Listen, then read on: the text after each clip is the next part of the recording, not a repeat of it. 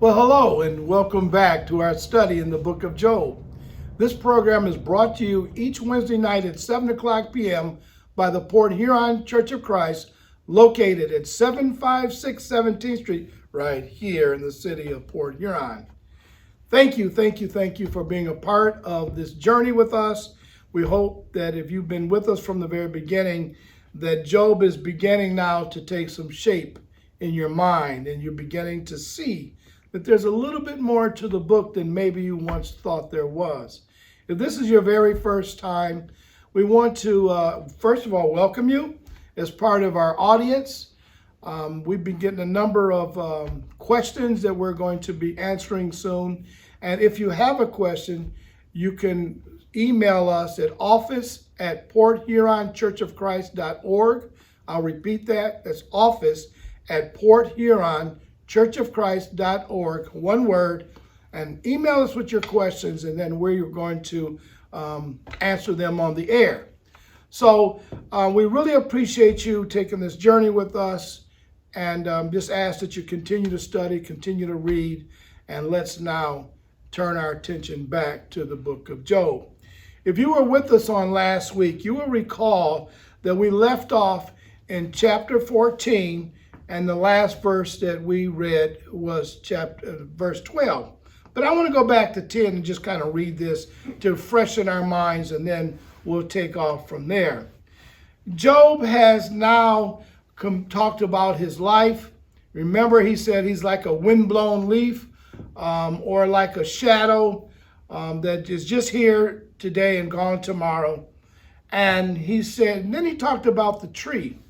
And if you recall, he said, but a tree, on the other hand, if it's cut down and water gets on the stump, a shoot will come out. And eventually the tree will rejuvenate itself and it will grow again. He said, but not so with man.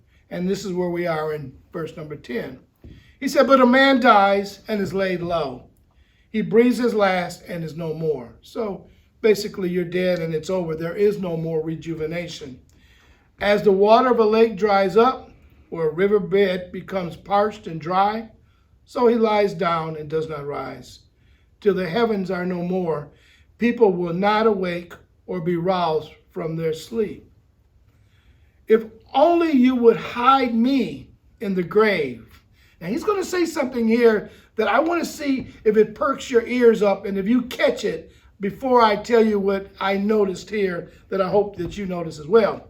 He says, if only you will hide me in the grave and conceal me till your anger has passed. If only you would set me a time and then remember me. Verse number 14. If someone dies, will they live again? Job is asking a very interesting question here. Remember when this was written. He said, all the days of my hard service, I will wait for my renewal to come. Where did that thought come from? And what does he mean by his renewal? I will wait for my renewal to come. What was Job suggesting?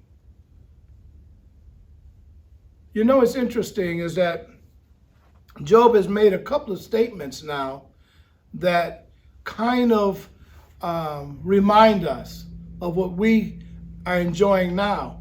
Remember when I told you that he wanted a court session with God, and he wanted a mediator, someone to listen to his case between man and God? Who is Jesus to us? He's the mediator. Did you think about that when I said that?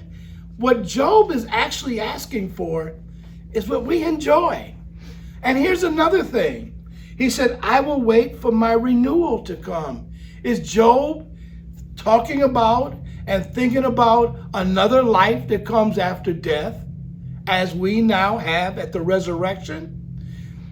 Maybe God was tipping us off way back then that things were going to change and look much different, much like they do today. I don't know, just a thought. So let's continue on. You will call, and I will answer you. You will long for the creature your hands have made. Surely then you will count my steps but not keep track of my sin. My offenses will be sealed up in a bag. You will cover over my sin. I listened to this thought and kind of just sat with these verses here in particular and thought about what Job is suggesting. He's saying that God is collecting our sins and holding them in a bag. They're sealed up until a day. For those in the world that don't know Jesus, let me tell you what this scripture says to you, because I think you need to hear this and realize this. What Job is saying is there are some sins in our heart that one day will leave our hearts and we will move on to other sins in our hearts. But when we stand before God, this bag that Job is talking about will open and we will see those very sins again, but this time in God's possession, where he has had time to look at those sins and evaluate those sins. Do you hear what I'm saying? We go on and forget about them as if they were nothing, but to God, there's something. There's something that he's going to use to judge us, and he's keeping them in his possession. So as you go about your life, as you do the things you do, give thought to this, that one day you're going to have to answer to all of these things. We find this written in the New Testament all over the place. But Job is talking about this way back here and reminding us. Now, the beauty of this, let's throw this in here while we're here. Let's go ahead and say this. The beauty of this is the sacrifice of Jesus on Calvary's cross. Will my sins be in that bag? Yes. But the blood will be on me, that I am a child of God. And so God will look at my sins in the bag. He'll look at me and see Jesus on me, Jesus on you, and he will welcome us in to the home because of the work of Jesus. That's the power of the cross and the resurrection for us. So that's a big hallelujah right there moment, and I hope that you're jumping up and down as happy as I am. Let's continue reading in verse number 18. He said, but as a mountain erodes and crumbles, and as a rock is moved from its place, as water wears away stones and torrents wash away the soil, so you destroy a person's hope. You overpower them once for all, and they are gone. You change their countenance and send them away. If their children are honored, they do not know it. If their offspring are brought low, they do not see it. They feel but the pain of their own bodies and mourn only for themselves.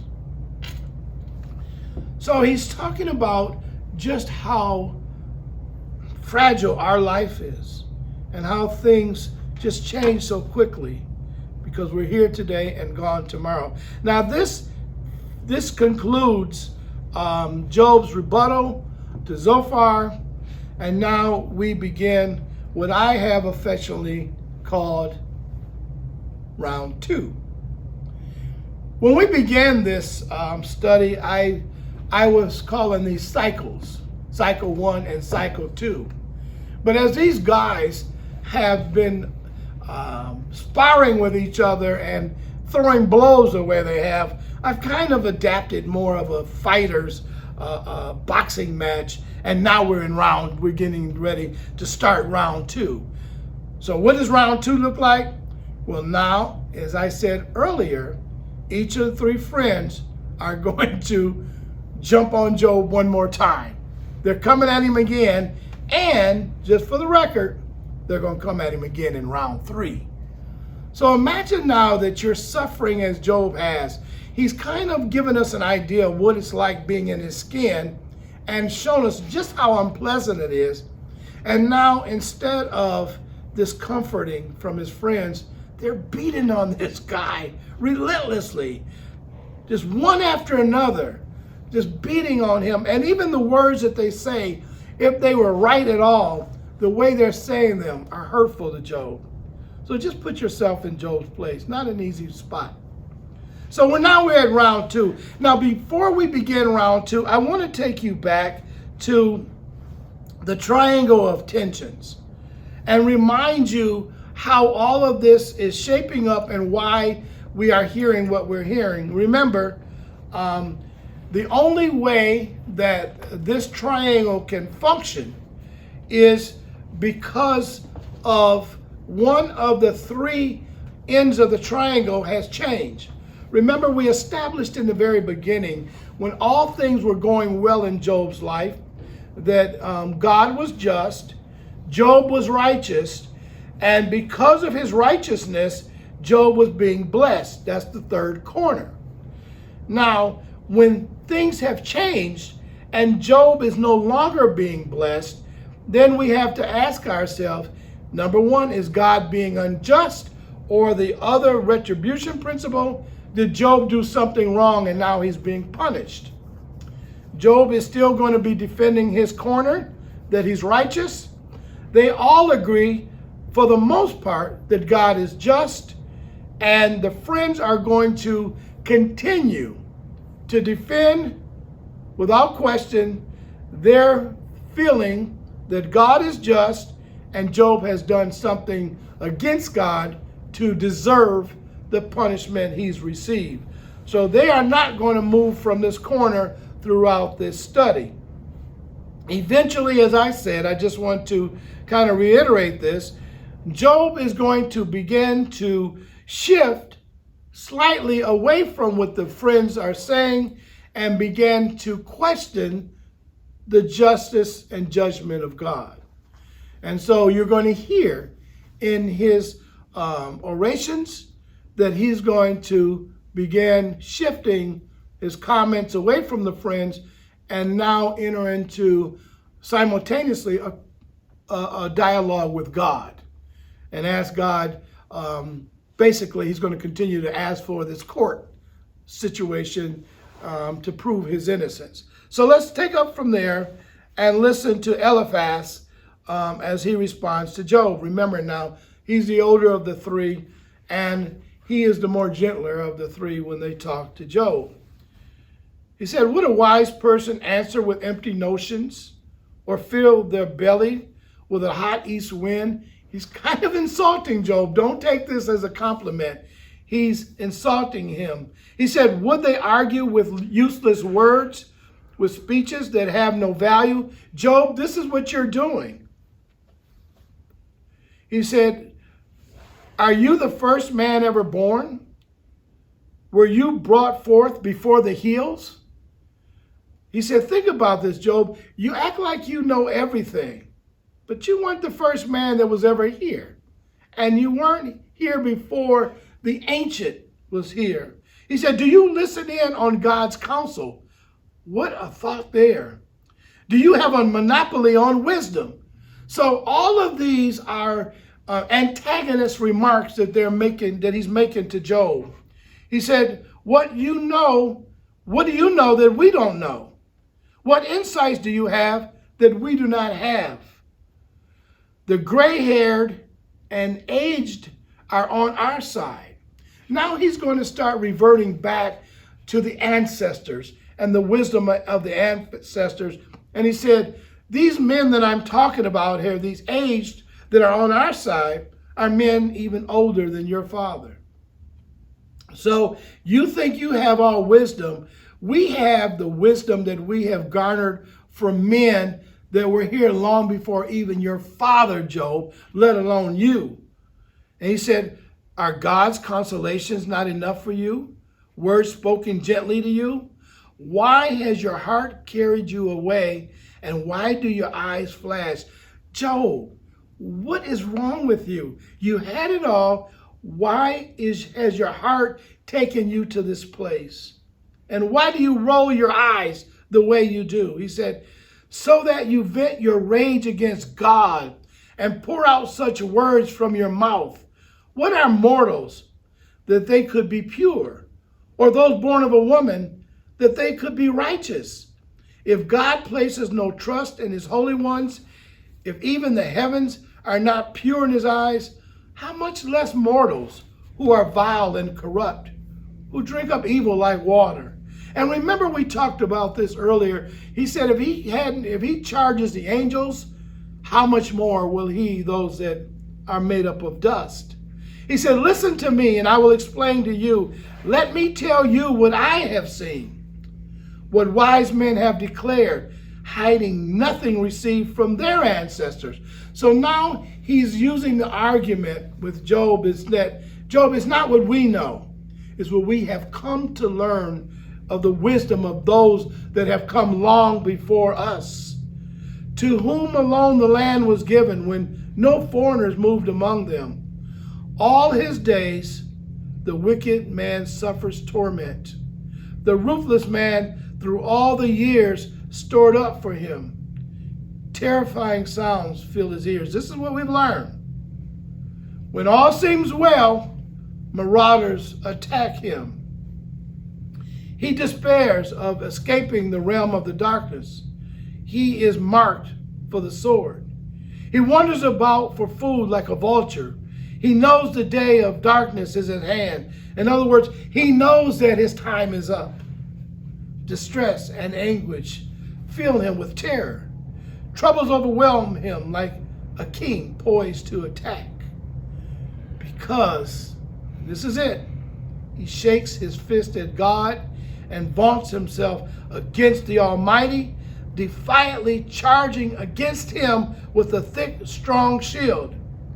Though his face is covered with fat and his waist bulges with flesh, he will inhabit ruined towns and houses where no one lives, houses crumbling to rubble. He will no longer be rich, and his wealth will not endure, nor will his possessions spread over the land. He will not escape the darkness. A flame will wither his shoots, and the breath of God's mouth will carry him away. Let him not be deceived. Let him not deceive himself by trusting what is worthless, for he will get nothing in return. Before his time, he will wither, and his branches will not flourish. He will be like a vine stripped of its unripe grapes, like an olive tree shedding its blossoms. For the company of the godless will be barren, and the fire will consume the tents of those who love bribes. They conceive trouble and give birth to evil.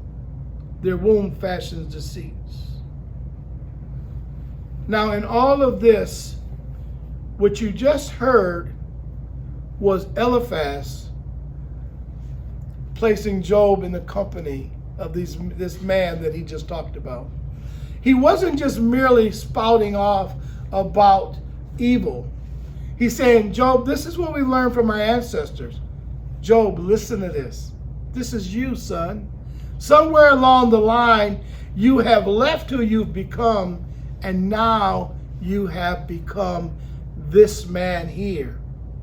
And you have conceived trouble somewhere, and it gave birth to evil. He said, Job, stop fighting against God. Own your stuff and allow God's mercy to overtake your life.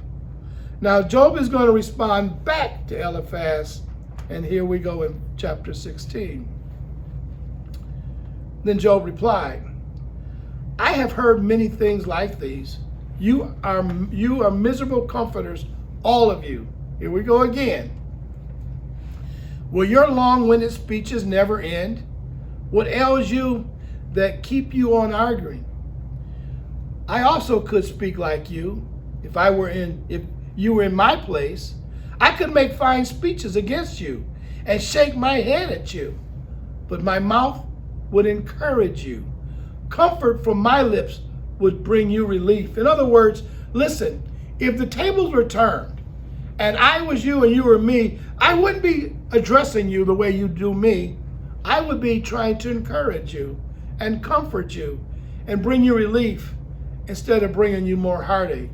Yet, if I speak, my pain is not relieved. And if I refrain, it does not go away. So basically, Job is saying, I'm caught in a place no matter what I do. If I speak or I'm quiet, my pain does not go away. Nothing changes in my life. Now watch now. He started out talking to Eliphaz, and he's going to shift to God. Surely, God, you have worn me out. You have devastated my entire household. Wow. He laid all that at God's feet. You have shriveled me up and has become a witness. My gauntness rises up and testifies against me. My countenance, look at my body. It testifies against me. It's telling people that look at me that I have done something wrong. I have sinned against you, and I've done nothing, but they feel that I do because of what they see. God assails me and tears me in his anger and gnashes his teeth at me. My opponent fastens on me his piercing eyes. They're looking at Job, and they're trying to figure it out. He said, people open their mouths to jeer at me.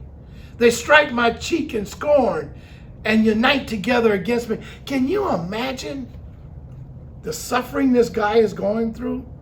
It's not just physical. Now it's an emotional and a mental suffering at the hand of those around him. People that at one time Job himself helped. And I imagine they were, where have you heard this before? Let me just ask you that, because this should bring something to mind. My opponent fastens his piercing eyes on me. People open their mouths to jeer at me. They strike my cheek in scorn and unite together against me. That sounds vaguely familiar. I'm trying to think, oh yeah, the cross. Kind of what Jesus went through.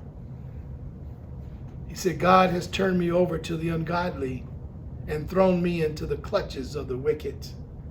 Boy, Job is walking in the same footsteps of Jesus.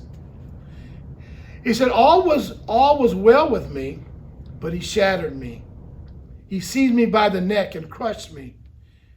He has made me his target.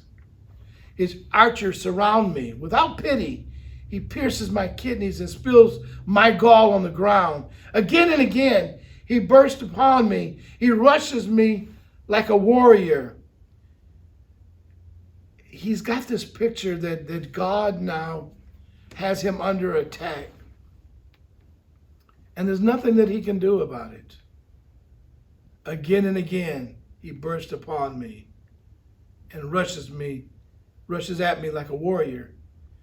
I have sewn sackcloth over my skin and buried my brow in the dust. Now, this is his reaction to his plight here. He said, my face is red with weeping.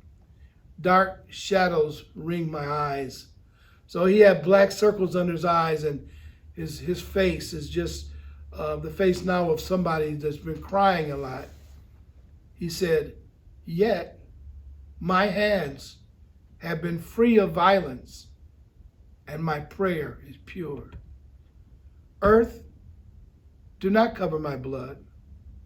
May my blood never be laid to rest. Even now, my witness is in heaven. My advocate is on high. I think about this and realize our witness is in heaven as well. And so is our advocate on high. But he's saying this piece right here. He said, earth, do not cover my blood. May my cry never be laid to rest. Remember me. Remember what I went through. As I die, I want others to know that I was blameless. He said, my intercessor is my friend as my eyes pour out tears to God. On behalf of a man, he pleads with God as one pleads for a friend. Only a few years will pass before I take the path of no return. It won't be long now, and I'll be dead. My spirit is broken. My days are cut short. The grave awaits me. Surely mockers surround me. My eyes must dwell on their hostility. I'm sitting here looking horrible. I'm in great pain, and I have to sit and watch these people. I can't even defend myself. There's nothing that I can do. I have to take it. And their hostility now is killing me. Give me, O God, the pledge you demand. Who else will put up security for me? You have closed their minds to understanding, therefore you will not let them triumph. If anyone denounces their friend for reward, the eyes of their children will fail. God has made me a byword to everyone, a man in whose face people spit. Gosh, Job had it horrible. You know, when you read it and really try to drink it in and really imagine his life, I have to keep going back to this place and remind us Job is only in this position because this is what Satan chose to do to him. All of this scene, everything Job is experiencing goes into this bag of Satan, of what he has pulled out and placed on Job. He's done this to Job intentionally with one purpose in mind, to get Job to curse God to his face. And he says in verse 7, my eyes have grown dim with grief. My whole frame is but a shadow. I'm skin and bones is what he's saying. The upright are appalled at this. The innocent are aroused against the ungodly. Everybody's trying to understand what happened to this guy. At one time, he was the wealthiest guy in all of the East. He was the man, but look at him today. Something really terrible. Wouldn't we say the same thing? Of course we would. We would come to exactly the same conclusion as these people had. What happened to you? Now, we may not come to the conclusion of what did you do against God, but we surely will wonder what happened to you. And in this case, they have concluded that God is behind it. Nevertheless, the righteous will hold to their ways, and those with clean hands will grow stronger. But come on, all of you, try again. I will not find a wise man among you. He said, listen, I'm not going to change who I am and who I have become. But in your wisdom, there's nothing, absolutely nothing. He said, my days have passed. My plans are shattered. Yet the desires of my heart turn night into day. In the face of the darkness, light is near. I still have a hope in God. He said, if the only home I hope for is the grave, if I spread out my bed in the realm of darkness, if I say to corruption, you are my father, and to the worm, my mother or my sister, where then is my hope? Who can see any hope for me? Will it go down to the gates of death? Will it descend together into the dust? Now Bildad is going to take his shot at Job. When will you end these speeches? Be sensible, and then we can talk. What are you saying? You're being stupid, Job. Listen to you. He said, why are we regarded as cattle and considered stupid in your sight? You who tear yourself to pieces in your anger, is the earth to be abandoned for your sake? Or must the rocks be moved from their place? The lamp of a wicked man is snuffed out. The flame of his fire stops burning. The light in his tent becomes dark. The lamp beside him goes out. Talking about his life begins to fall apart as he begins his long trek to the grave. He's talking about, this is the path of the wicked. Job, this is the path that you're on. The vigor of his step is weakened. His own schemes throw him down. His feet thrust him into a net. He wanders into his mesh. Poetry, poetry, poetry, more of it. A trap seizes him by the heel. A snare holds him fast. A noose is hidden for him on the ground. A trap lies in his path. And basically all he's saying is that the wicked will not go unpunished. No matter what happens, no matter what they do, they will eventually get what they deserve. And because you're getting this, Job, apparently you deserve it. Terrors startle him on every side and dog his every step. Calamity is hungry for him. Disaster is ready for him when he falls. It eats away parts of his skin. Death's firstborn devours his limbs. He is torn from the security of his tent and marched off to the kings of terror. Burning sulfur is scattered over his dwelling. Well, I'm looking at the time, and once again, our time has expired. I'm sorry. Gosh, I was just getting into this. I hope you were as well. We're going to pick up next week at verse number 16 of chapter 18. We want to invite you to continue reading, continue looking at this and praying about it and asking God to open your eyes and open your hearts of understanding so that you can benefit from these words of Job. I can't tell you how much we really appreciate you joining us. We realize that it is a sacrifice of your time, and we are going to do everything we can. Me as your host and Big Jim here as the cameraman. We're going to do everything we can to make this a pleasant study as possible so that you glean the information here that's going to change your life and help you to understand how God rules his universe. So until next week, we look forward to seeing you right here. May God bless you and may God keep you.